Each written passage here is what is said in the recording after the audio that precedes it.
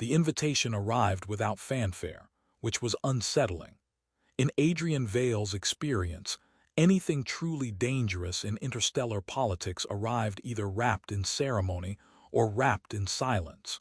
This one arrived as a single encrypted pulse on his desk console, while he was arguing with the beverage synthesizer about what legally qualified as coffee. "Define robust," the machine demanded in a tone that suggested emotional injury. "Define drinkable," Adrian muttered back. The console chimed. Encryption keys unfolded like metallic petals across the display. High-level clearance, summit credentials, orbital coordinates. He stared at the header. Grand Convergence Summit. He leaned back slowly. "No," he told the room. "Absolutely not." The room, being a rented diplomatic apartment with minimal emotional investment, declined to respond. The message continued. Attendance mandatory. Seating assigned. Seating assigned was the detail that made his stomach tighten. At summits like this, seating was warfare disguised as furniture. He arrived 3 days later aboard a diplomatic courier that vibrated in protest every time it passed through a customs field. The summit citadel rotated above a blue star, its massive ring structure gleaming with calculated neutrality. No empire claimed ownership. Every empire claimed influence. Adrian adjusted his cuffs as he stepped into the reception corridor. Representatives drifted past in controlled clusters, scaled, luminous, armored, translucent. Translation fields hummed softly overhead. Security drones hovered like patient insects. He reminded himself to breathe at a socially acceptable rhythm. A protocol attendant approached, projecting a seating diagram into the air between them. The chamber appeared as a vast circle, tiers rising in precise symmetry. Names shimmered over each position. He located his own. He blinked. He checked again. He considered whether the diagram might be upside down. It was not. His assigned seat rested directly beside a name that required no embellishment. The most feared queen in the galaxy. He made a thoughtful sound that could have been interpreted as dignified contemplation if anyone had been charitable enough to grant him that interpretation. "Is this flexible?" he asked the attendant. "No," the attendant replied pleasantly. "Is it symbolic?" "Yes." "Is it survivable?" The attendant paused. "Statistically." He walked into the chamber with the steady composure of a man who had accepted that panic would only make the story worse later. The summit floor glowed faintly beneath each step. Holographic constellations rotated above, displaying contested systems like slow-moving arguments. Delegates were already seated. Murmurs rippled through the chamber like controlled weather. He found his place. He sat. There was an empty seat beside him. He had just enough time to consider pretending to faint when the atmosphere shifted. It did not grow louder. It did not grow darker. It simply tightened. She entered without announcement. Conversation thinned, not out of fear alone but out of instinct. Power alters air pressure. She moved with unhurried precision, her form almost human, poised, composed, impossibly controlled. Her skin held a faint iridescent sheen beneath the chamber lights. And her ears, long, elegant, rising in smooth arcs from either side of her head, tilted slightly as if sampling the emotional frequencies of the room. Adrian resisted the urge to touch his own ears in self-conscious comparison. She reached her seat, sat beside him, folded her hands, and said nothing. He had prepared greetings in 4 dialects. He had rehearsed neutral compliments about trade stability. He had even practiced a respectful nod angle in the mirror. None of them survived the silence. The chamber resumed its low hum of diplomatic maneuvering, but a secondary silence radiated outward from their shared space. He felt it settle on his shoulders. He considered speaking. He did not. He adjusted his posture once, deliberately slow, rested his hands loosely on the table, focused his gaze forward. Out of the corner of his vision he noticed the faintest movement. One ear flicked, not toward him, toward the chamber, listening. He became acutely aware of his own breathing. Too fast would signal nerves. Too slow would signal performance. He chose ordinary. Across the circle, a trade minister began a carefully worded address about resource corridors. The words floated harmlessly through the chamber. Beside him, the queen remained still. He wondered if she could hear his pulse. He hoped it sounded dignified. A representative 3 seats away attempted to glance subtly in their direction, and instead made direct eye contact with Adrian. The representative immediately looked down at their data slate as if discovering sudden fascination with agricultural tariffs. Adrian nearly smiled. He did not. Minutes stretched. He felt the pressure of unspoken expectation building like charge before a storm. Everyone anticipated an exchange, a threat, a calculated remark. She offered nothing. And slowly he began to understand. This was not absence. This was assessment. In her empire, silence was a blade. Those who rushed to fill it cut themselves. He let the quiet exist. He observed the chamber instead, the shifting alliances, the coded glances, the tension disguised as procedure. Another subtle movement. Her ear angled slightly in his direction, testing for fidgeting, for a nervous swallow, for the tremor of someone desperate to impress. He gave her none of it, not defiance, not submission, simply steadiness. A small disturbance erupted near the outer tier, 2 delegates arguing over navigational rights. Security drones drifted closer. Still, she did not intervene. Her presence alone stabilized the escalation. Adrian realized something unsettling and strangely reassuring.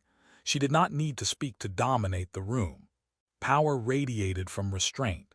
He adjusted his sleeve once more, careful, unhurried. If this was a test, it was not about wit or rhetoric. It was about endurance. The chamber lights shifted subtly as the next speaker took the floor. Beside him, the most feared queen in the galaxy remained silent. And Adrian Vale, who had once lost sleep over beverage synthesizers, decided that if the universe insisted on placing him at the epicenter of political gravity, the least he could do was sit still. He faced forward, he breathed, he waited, and the silence deepened. The silence did not break when the first session recessed.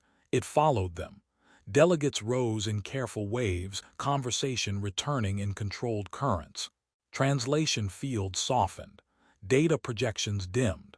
The summit floor shifted into informal configuration. Beside Adrian, the queen remained seated for exactly 3 breaths after everyone else stood. Then she rose. The movement was simple, unhurried, final. Half the chamber pretended not to watch. The other half failed spectacularly. Adrian stood as well, because remaining seated beside the most feared ruler in the galaxy felt like volunteering for a cautionary tale. She did not look at him. She did not dismiss him. She simply began walking toward the outer promenade where refreshments and strategic gossip waited in equal concentration. He followed at a respectful distance that he calculated using instinct, anxiety, and what he hoped resembled cultural awareness. The promenade overlooked the star below. Energy shields shimmered faintly. Delegations clustered in tight formations, speaking in low tones while pretending to admire stellar radiation. A server drone hovered toward them carrying crystalline glasses filled with something luminous and gently reactive. The drone paused between them. The queen selected one. Adrian selected one. His glass fizzed. He examined it carefully. It examined him back. He decided not to ask questions. They stood side by side at the viewing rail. Still she said nothing. He considered several opening lines. Lovely stellar decay cycle felt too casual. Impressive gravitational engineering felt like he was applying for a job. Hello again felt deeply inadequate. He remained quiet.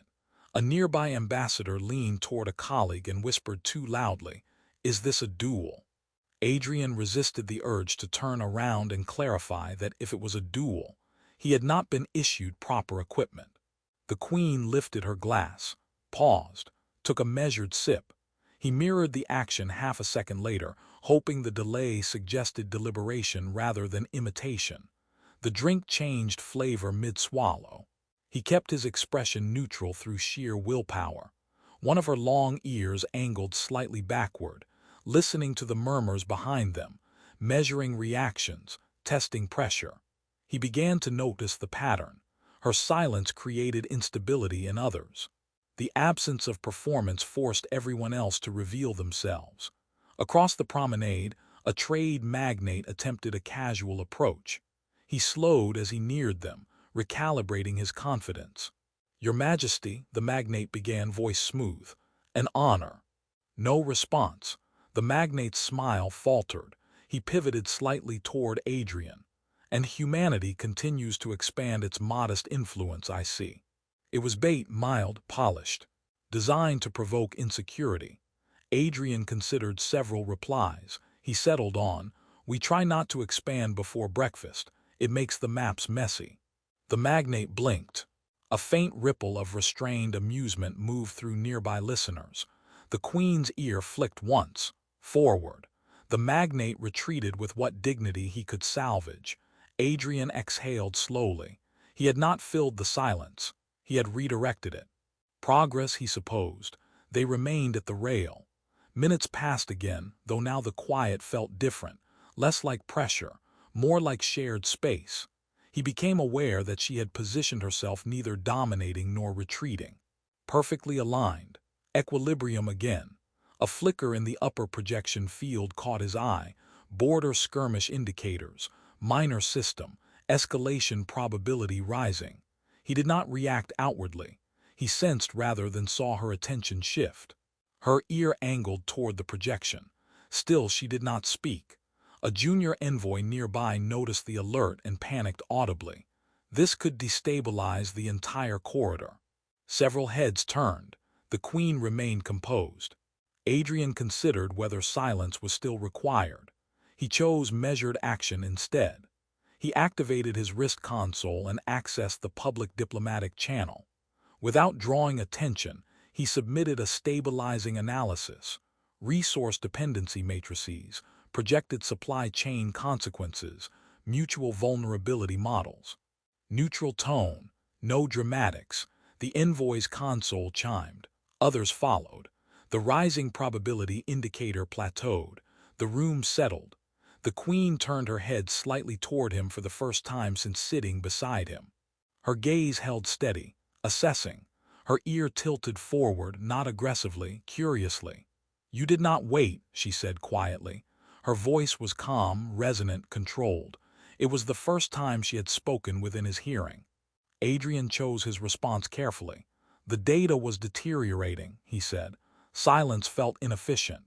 A pause, not cold, not warm, measured. "And yet," she said, "you did not seek recognition." "I prefer surviving the summit," he replied. "Recognition can be hazardous." A faint shift touched her expression. Not quite a smile, but not absence either. "Most speak to be seen," she said. "I prefer to remain difficult to target," he answered. One of her ears lifted slightly higher. There it was again. That almost approval.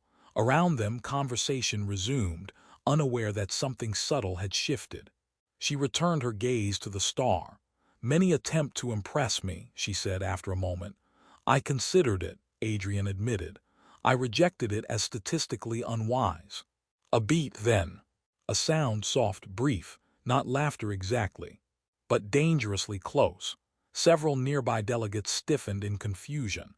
Had the Queen just? No, surely not. Her composure returned instantly. "Human," she said, still facing forward. "You are either very controlled or very foolish." "I've been both," he said. "Today I'm attempting controlled." Silence again, but lighter now, less blade, more balance. A signal chimed across the promenade. Delegates were being recalled for the second session. She turned toward the chamber entrance. He fell into step beside her, not behind, not ahead, aligned. As they re-entered the summit floor, he sensed the room recalibrating. Whispers adjusted tone, observers re-evaluated equations. The most feared queen in the galaxy resumed her seat. Adrian sat beside her once more. This time the silence did not feel like a void. It felt like shared territory. The session resumed. Speeches began.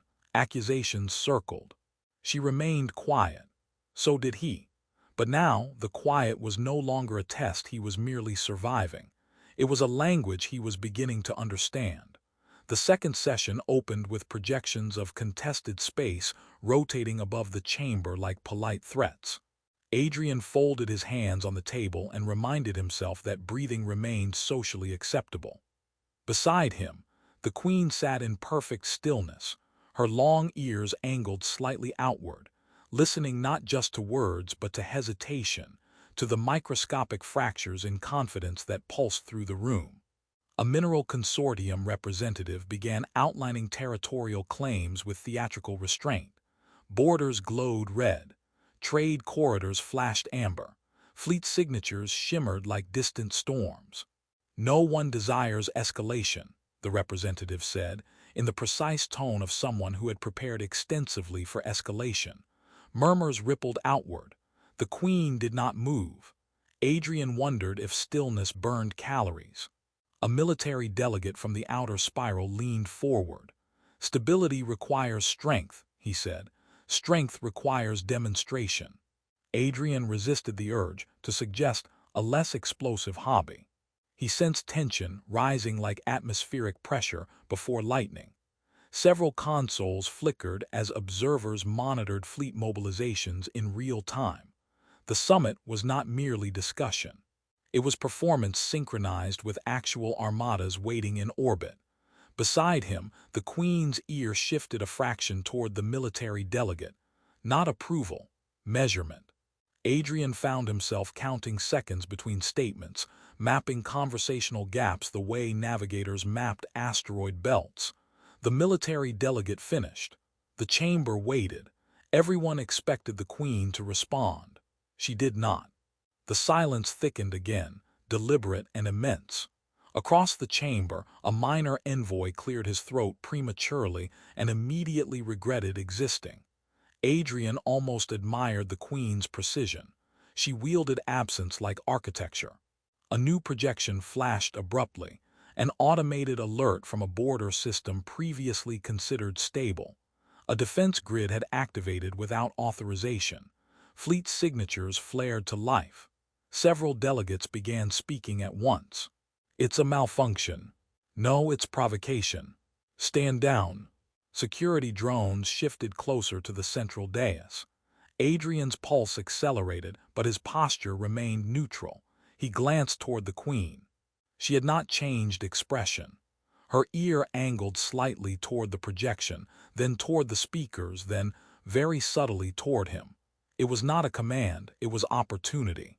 He activated his console and accessed the shared strategic channel. Data streamed across his display, energy surges, defense protocols, communication lags. He recognized the pattern. "Automated deterrence response," he said calmly into the channel.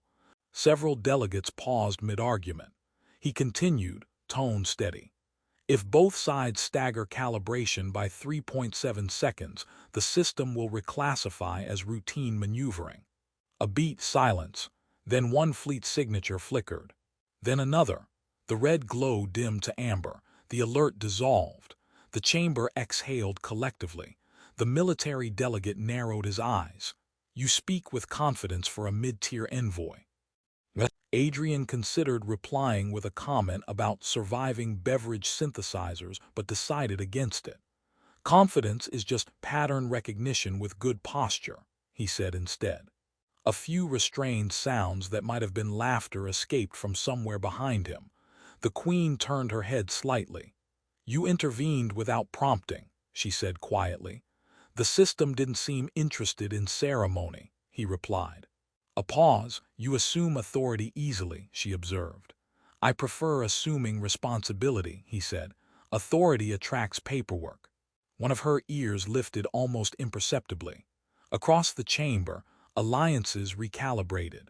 What had nearly escalated into confrontation now looked like an embarrassing technical misunderstanding, which, Adrian knew, was far preferable to war. A rival chancellor leaned back and spoke with deliberate smoothness. "Human analysis is convenient. Translation suspicious." Adrian nodded politely. "Convenience is underrated." The chamber shifted into debate again, but something fundamental had altered. The Queen had not spoken. She had not commanded fleets or issued decrees, and yet stability had emerged beside her. Observers noticed. Whispers recalculated. The session moved into resource negotiations. Holographic trade routes wove intricate patterns overhead. Energy taxation models shimmered in layered projections. Adrian listened.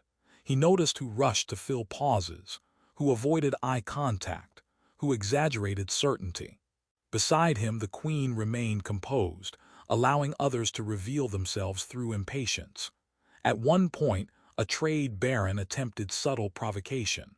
Some cultures, the baron said lightly, interpret silence as uncertainty. The chamber stilled. Adrian kept his gaze forward. The Queen did not react. The baron continued, emboldened. Power must sometimes declare itself. Adrian considered the delicate mathematics of humor under threat. He spoke without turning his head. Stars don't announce their mass. They let gravity handle introductions. A ripple moved across the chamber. The baron stiffened. The Queen's ear tilted toward Adrian, forward, measured. A long moment passed. Then softly she spoke, not to the baron, not to the chamber, but just loud enough to carry. Indeed. One word. It landed with more weight than any speech delivered that day. The baron withdrew into dignified silence. Negotiations resumed. Hours passed in layered argument and careful compromise. Adrian found himself less focused on survival and more engaged in rhythm. He anticipated conversational tides, redirected minor hostilities before they sharpened, allowed silence to work where noise would fail. He realized gradually that he was no longer merely enduring proximity to power. He was participating in equilibrium. As the session neared conclusion, the presiding arbiter announced provisional agreements across 3 contested sectors. Not perfect, not permanent, but stable. Delegates stood. The summit floor dimmed to recess lighting. The Queen remained seated for a moment longer. Then she turned fully toward Adrian, her long ears angled toward him in symmetrical alignment. "You are not destabilized by proximity," she said. "I've shared public transport with senators," he replied. "This feels familiar." A faint shift touched her expression again, that near laughter, restrained but unmistakable. "You understand silence," she said. "I'm learning its dialect," he answered. She rose. He rose with her. As they walked toward the promenade once more, he sensed the chamber watching, not with suspicion now, but curiosity. The most feared queen in the galaxy had spoken little, but she had chosen when to speak. And beside her, the human who had not rushed to fill emptiness had begun to change the gravitational balance of the room. The summit was not over, but the test had evolved. And for the first time, Adrian felt not like a man surviving political orbit, but like someone capable of standing at its center without flinching. By the 4th session, the summit had stopped pretending to be polite. Fleet projections rotated faster. Economic forecasts sharpened into ultimatums. Delegates spoke with the careful calm of beings calculating consequences in real time. Adrian sat beside the Queen and noticed something new. The silence no longer pressed on him. It moved with him. A notification pulsed across every console in the chamber. Unidentified signal source detected within summit perimeter. Security drones reoriented midair. Several representatives stiffened. A few reached discreetly toward concealed devices that were definitely not decorative. The presiding arbiter's voice attempted composure. "Remain calm. Containment protocols are." The chamber lights flickered. The star outside flared in the projection field, then fragmented into static for half a second too long. Adrian did not move. Beside him, the Queen remained still, but one ear angled sharply upward, listening beyond the chamber, beyond the station. He accessed his console without haste. The signal source was not external. It was inside the orbital structure, layered beneath official transmission bands, hidden in background radiation. "That's deliberate," he murmured. The Queen's gaze shifted fractionally toward him. "You detect pattern," she said quietly. "It's piggybacking on the translation grid," he replied, "amplifying emotional variance, increasing misinterpretation probability." Across the chamber, voices began overlapping in subtle distortion. Words arrived a fraction too sharp. Tones carried unintended aggression. Someone wanted escalation, not through fleets, through misunderstanding. A chancellor slammed a hand onto the table. "We will not tolerate." The statement cut off mid-sentence, as translation algorithms recalibrated. The Queen did not raise her voice. She did not command silence. She simply lifted her hand slightly, not dramatically, just enough. The chamber quieted instinctively. Adrian tracked the signal cascade. It was adaptive, feeding on rising emotional spikes. He leaned closer to his console. "It's using feedback loops. The more tension increases, the stronger it gets." "Can you isolate?" she asked. "Yes," he said. Then, after a beat, "Probably." Her ear flicked once. Encouragement or warning, possibly both. He rerouted his console through a neutral bandwidth, bypassing the shared translation layer. Data streams reorganized into visible patterns. There, a sub-channel embedded within ceremonial broadcast frequencies. Whoever designed it understood Summit psychology very well. He opened a narrow diagnostic pulse. The signal recoiled slightly. He smiled faintly. "It doesn't like being observed." "Few destabilizing forces do," she replied. A rival delegate across the chamber stood abruptly. "This is manipulation. Someone is interfering." Adrian amplified his voice through the neutral channel, calm and even. "Yes, someone is. That is accurate. However, yelling increases its effectiveness." The delegate blinked. A few scattered chuckles moved through the room. Tension dipped microscopically. The signal weakened.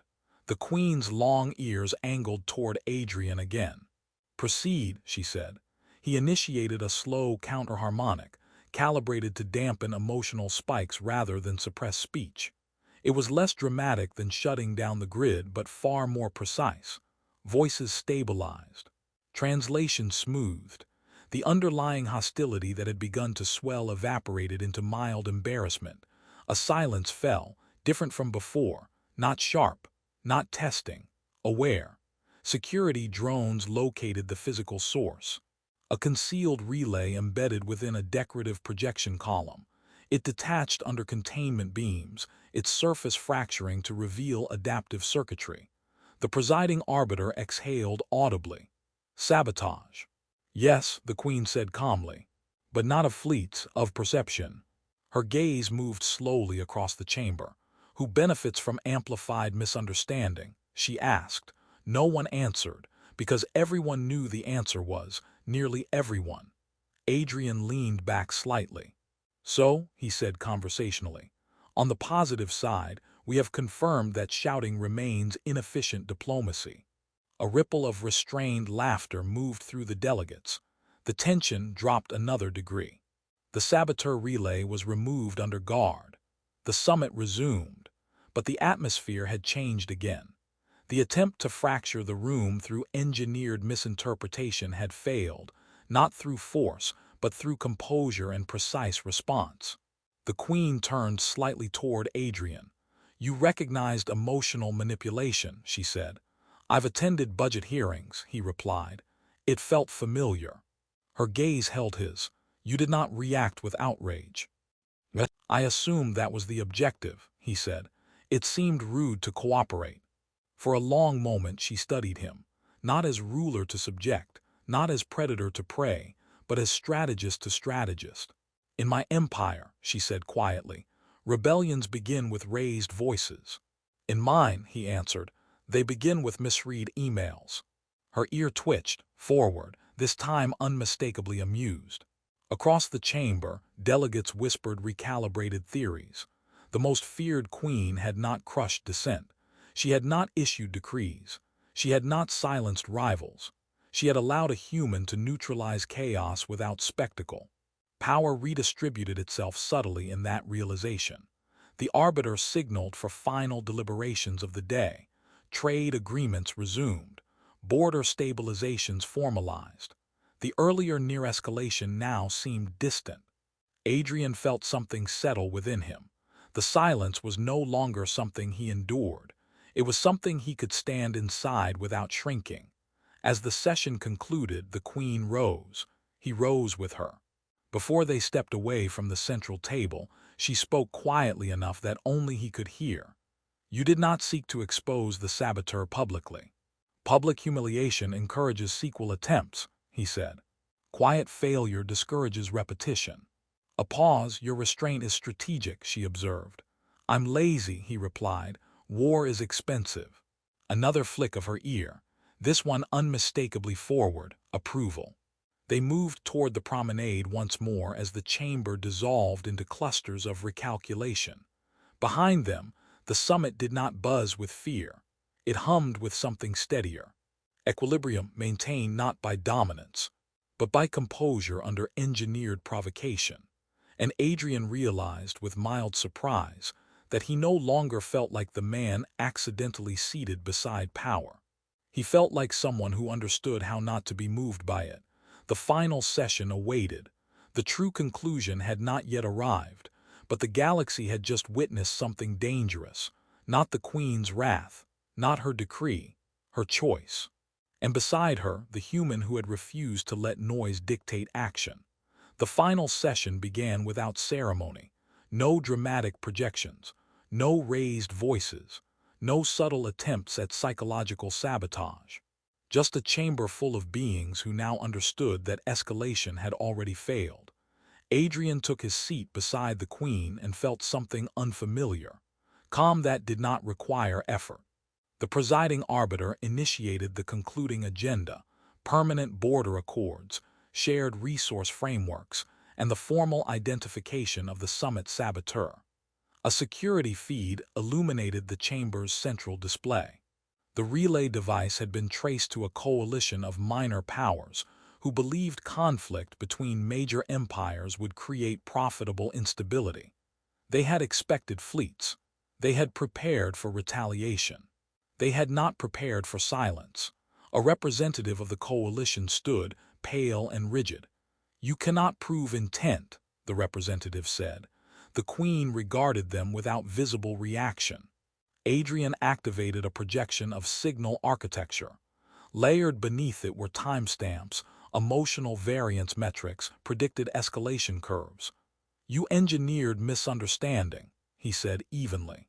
"You designed it to magnify irritation into hostility. It was mathematically elegant." The representative blinked. "That is not an accusation," Adrian added. "It's a compliment." A few startled laughs broke the tension. The representative faltered. "Conflict drives innovation." "Conflict drives funerals," Adrian replied gently. "Innovation prefers stability." The Queen finally spoke. "You sought to provoke war without firing a weapon," she said. "Why?" The representative hesitated. "Because you are feared," they admitted. "Fear creates imbalance. Imbalance creates opportunity." The chamber stilled. The Queen's long ears remained upright. "For cycles," she said calmly, "I allowed fear to serve as deterrent." She turned her gaze slowly across the assembly. But deterrence built on fear invites manipulation. Adrian felt the weight of that admission. It was not weakness. It was evolution. The representative lowered their head. "We miscalculated." "Yes," Adrian said. "You assumed we would react loudly." The Queen's gaze shifted toward him. He continued. "You built a device to amplify emotional spikes. You expected pride, outrage, retaliation. Instead, you encountered moderation. I apologize for the inconvenience." This time the laughter was open. Even the presiding arbiter's composure cracked. The representative's shoulders sagged. The Queen spoke again. "There will be sanctions," she said. "Economic restriction, diplomatic probation." A pause, but not annihilation. Shock rippled through the chamber. The military delegate who had once argued for strength leaned forward. "Mercy signals vulnerability." The Queen turned toward him. "No," she said. "Predictability signals vulnerability." Silence, then understanding. She rose from her seat and stepped forward, not in dominance but in clarity. For too long, she continued, I permitted myth to amplify my rule. Myth simplifies.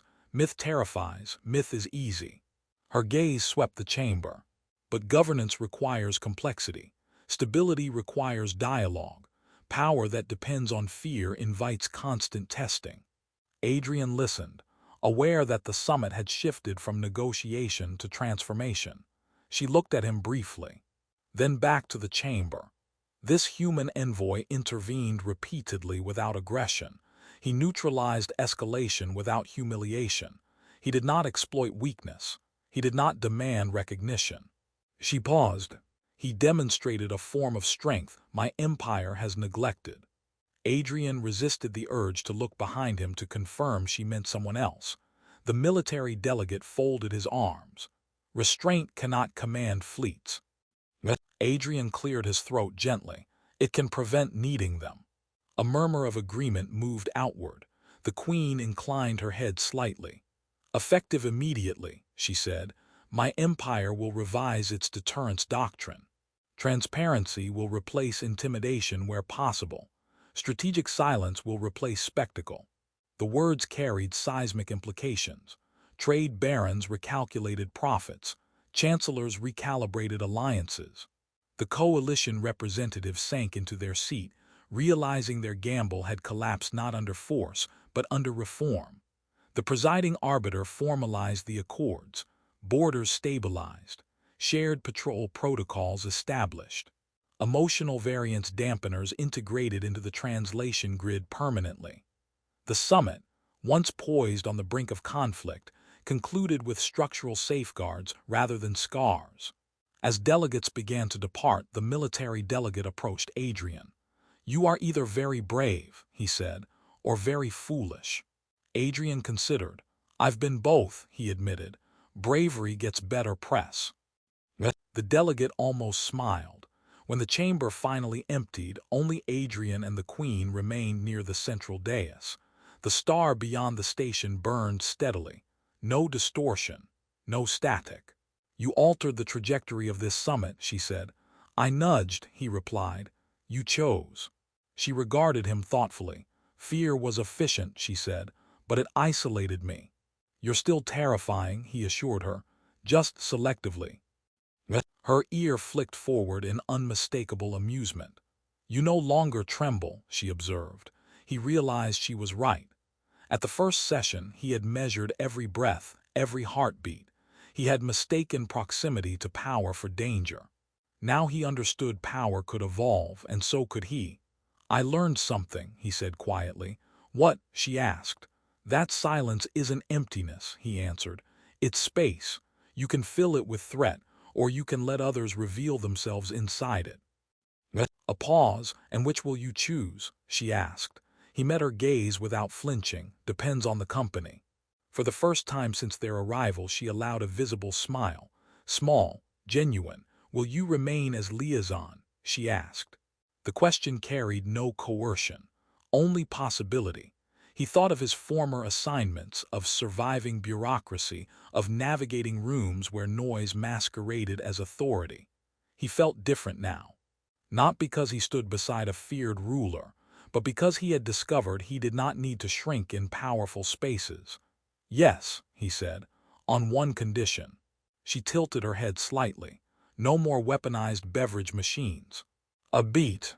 Then she laughed, not restrained, not subtle, clear. The sound carried across the empty chamber and echoed against polished surfaces that had once held the weight of impending war. Agreed, she said. They walked toward the exit together. Behind them, the summit chamber dimmed into archival mode.